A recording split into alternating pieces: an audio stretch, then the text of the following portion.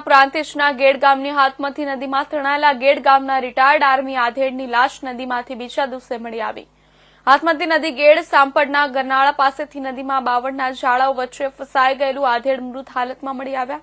હાથમતી નદીમાં તણાયેલા retired army આધેડ બીજા દિવસે નદીમાંથી મૃત હાલતમાં મળી આવ્યા। નદીમાં બાવળની ઝાડાઓ વચ્ચે ફસાયેલા જોવા મળતા ગ્રામજનો દ્વારા પ્રાંતિજ ફાયર ટીમને જાણ કરાતા પ્રાંતિજ ફાયર ટીમ સ્થળ ઉપર પહોંચી નદીમાં રહેલા લાશ બહાર કાઢી પરિવારને સોંપવામાં આવી।